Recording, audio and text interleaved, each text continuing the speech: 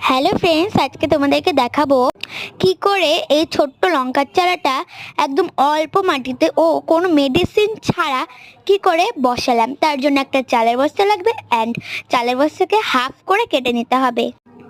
তো আমি চালের বস্তা কেটে নিয়েছিলাম, তোমরা ওভাবে কেটে নিবে। আর এখানে দেখতে পাচ্ছ অনেক ফলের খোসা, অনেক সবজি, আগাছালা মানে সবজিগুলো হয় না যেগুলো আমরা খাই না, ওই অংশটুকুই আমরা চোচা টোচা যেগুলো থাকে ওগুলোই রেখে দিয়েছিলাম। তো ওগুলো দিয়েই আজকে বানাবো, যেহেতু আমাদের কাছে অত মাটি নেই। তার জন্য আগে ড্রেন সিস্টেম করে নিয়েছি বস্তার মধ্যে, দেখেছো, পাথর আর ভাঙা মাটি কাপ দিয়ে। তারপর দেখো উপর দিয়ে আমি কার্টুন দিয়ে দিচ্ছি যে এর মধ্যে ফল আসে, তারপর অনেক মেডিসিনের ওষুধের বাক্সগুলো হয় ওগুলো দিয়ে দিচ্ছি। তারপর দিয়েছিলাম আমি হচ্ছে ওই পচা শাকসবজিগুলো, অনেক ফলের খোসাও আছে এর মধ্যে। তো এগুলো কিন্তু গাছের মধ্যে মানে অনেকটাই ওষুধের কাজ করে। আর এটা দিলে আমাদের মাটি খুব অল্প লাগবে, তার জন্য দেখো দিয়ে দিচ্ছি। তো আমার দেওয়া হয়ে গেছে শাকসবজি, তারপর আমি ছাই দিয়ে দিচ্ছি যাতে গাছ ভালো হয় আর মাটির পরিমাণটাও কম লাগে। দেখো আমি ছাই দিয়ে দিচ্ছি, ছাইটা একটু ভালো করে দিয়ে দিচ্ছি। তার উপর দিয়ে আবার সবজির ছোকলা দিয়ে দিব, খোসাগুলো এগুলো দিয়ে দিয়েছি।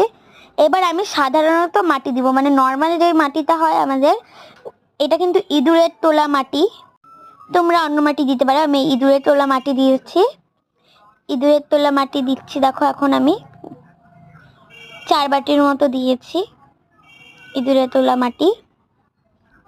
তারপর আমি এই যে গোবর সার যুক্ত মাটি দিচ্ছি, এটা কিন্তু গোবর সার যুক্ত মাটি,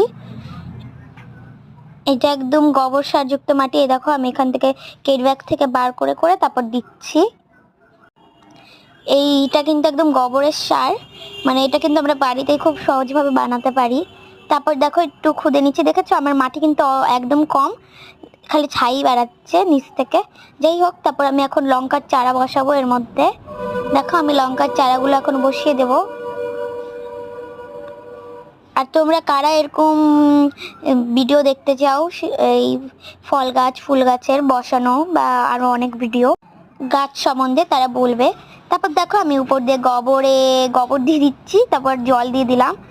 আর জলটা একটু পরিমাণ মতো দিবে, আর যখন জল দেবে না তখন মানে চারপাশটা খুদে নিবে।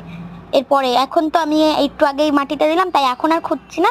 এর পরবর্তীকালে যখন তোমরা জল দেবে তখন মাটি তো খুঁড়ে নেবে, তাহলে ভিতর অবধি কিন্তু জল যাবে। তো আজকের পর্যন্ত এই অবধি। ভালো লাগলে প্লিজ চ্যানেলটাকে সাবস্ক্রাইব করে দিও, আরও গাছের ভিডিও দেখতে হলে কমেন্টে বলো।